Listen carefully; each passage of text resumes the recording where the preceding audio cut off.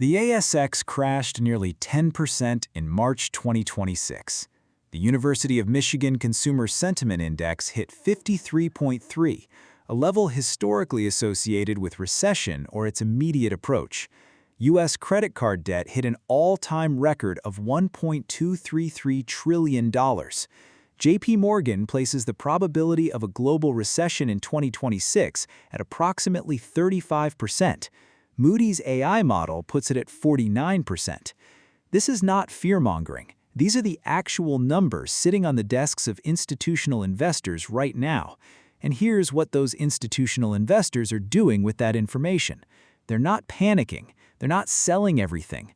They're quietly repositioning into specific assets that have historically outperformed when everything else is falling apart. Today, I'm giving you exactly what they're buying and why. 5 assets to own before the crash, not after it. Because after it, everyone knows what to buy. The money is made by the people who positioned themselves before the panic began. The first asset is one that BlackRock, PIMCO, and virtually every institutional manager on the planet is explicitly recommending for 2026: high-quality fixed income, specifically short to medium duration government bonds. Here is the mechanical reason this works. When a recession hits, central banks cut interest rates. When interest rates fall, existing bonds paying higher rates become more valuable. Anyone holding quality bonds before the rate cuts gets price appreciation on top of the yield that we're already collecting. PIMCO's 2026 outlook explicitly recommends leaning into high-quality fixed income as rates decline, calling it a rare environment where safety and returns align simultaneously. In Australia, this means Commonwealth government securities, treasury bonds, or bond ETFs like the Vanguard Australian Fixed Interest ETF. In the US, it means short-term treasury bills and I-bonds still paying above inflation.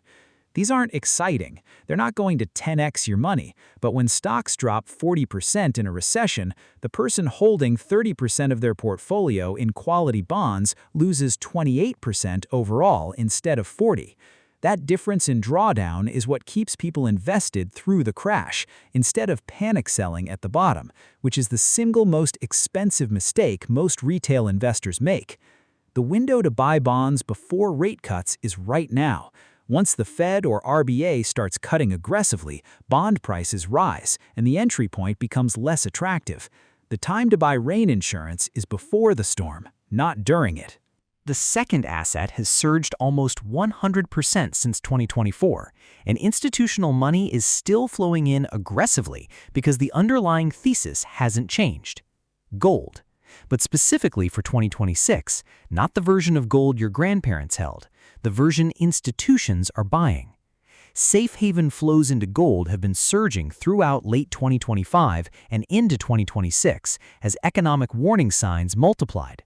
Central banks globally have been net buyers of gold for 3 consecutive years, a pattern not seen since the Bretton Woods era. The logic is straightforward. In the recession scenario, governments will respond by printing money and cutting rates. Both actions devalue currency.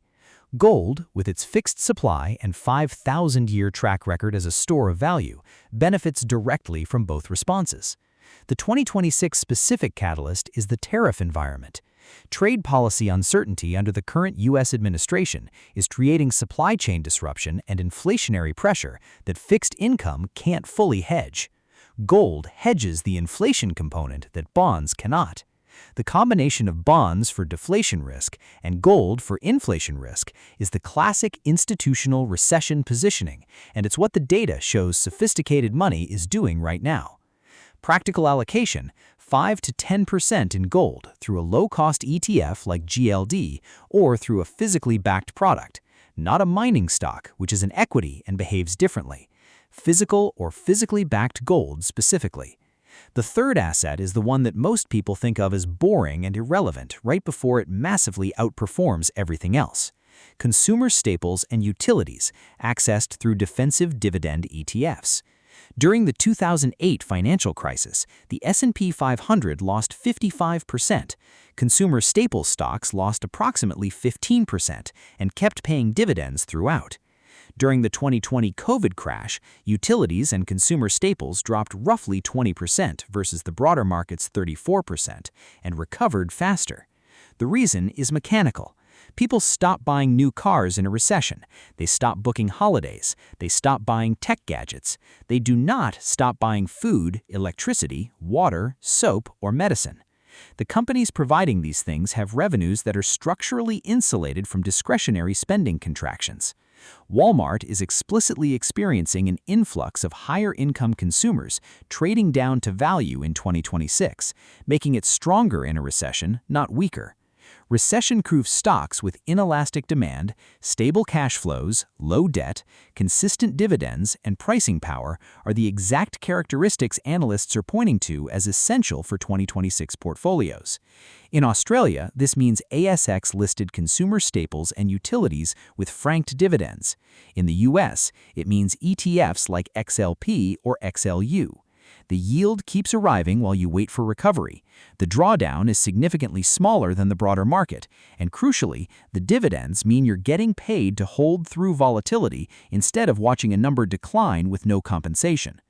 The fourth asset is one that virtually nobody is talking about right now, but that the data consistently shows is the highest returning asset class coming out of recessions.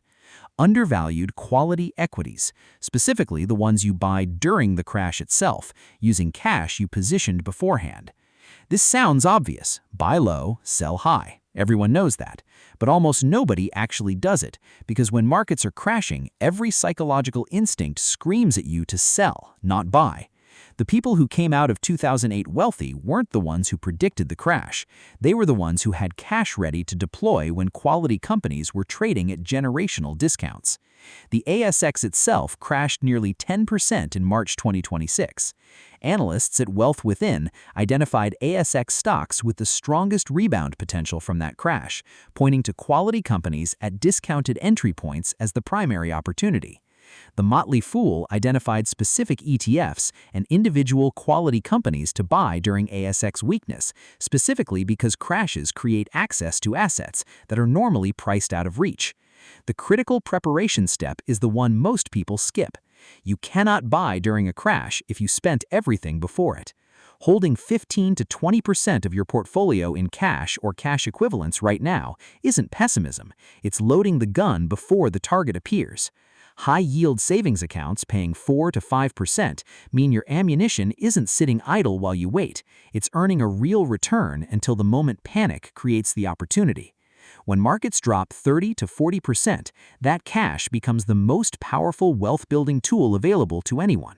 The people who had cash in March 2020 and bought quality ETFs during the panic made 40 to 60% returns within 18 months. The people who were fully invested survived, but missed the generational buying window entirely. The fifth asset is the one that connects everything else, and that almost every credible institutional outlook for 2026 is pointing toward as the defining opportunity of the current environment: international diversification, specifically non-US developed markets and select emerging markets. BlackRock's 2026 investment outlook specifically highlights the shift away from US-centric portfolios as a defining theme. Franklin Templeton's global ETF outlook identifies international markets as where leadership could shift in 2026, with European and Asian markets trading at significant discounts to US valuations. The BetaShares FTSE RAFI Australia 200 ETF returned 27.23% over 1 year as Australian equities outperformed US equities. The specific recession catalyst here is the tariff environment. Trump administration trade policy is creating structural headwinds for US corporate earnings, while simultaneously pushing international trading partners to deepen relationships with each other. European defense spending is surging. Asian manufacturing is capturing supply chain reshoring away from China. Indian middle-class consumption is expanding regardless of US economic conditions. An Australian investor with 100% ASX exposure is actually less diversified than they think, because the ASX is heavily weighted toward financials and resources, both of which are sensitive to global credit conditions and commodity demand. Adding international developed market ETFs, specifically those covering Europe and Asia at current valuations, provides genuine diversification against the specific risks most concentrated in Australian portfolios. The practical allocation: 10 to 15% in international developed markets through the Vanguard Total International Stock ETF or equivalent ASX-listed international ETFs. This isn't abandoning domestic investing, it's ensuring that a US-led recession doesn't take your entire portfolio down simultaneously. Here's the complete picture: quality bonds for rate cut appreciation and capital protection, gold for inflation hedging and safe haven demand, defensive dividend stocks for recession-resistant income, cash reserves for opportunistic deployment during the crash, international diversification for geographic risk distribution. None of these individually makes you rich. Together, they do something more valuable. They keep you from getting destroyed when everyone else is panicking, and they position you to buy aggressively at the exact moment prices are lowest and future returns are highest. The recession probability is sitting between 35 and 49%, depending on whose model you trust. That means it's more likely than not that in the next 12 to 18 months, you will have a chance to buy quality assets at significant discounts. The question is whether you'll have the positioning to take advantage of it, or whether you'll be too busy trying to survive it. The time to prepare for the storm is right now, when the sun is still out and the prices are still rational. Every week you wait is a week closer to the moment when preparation is no longer possible.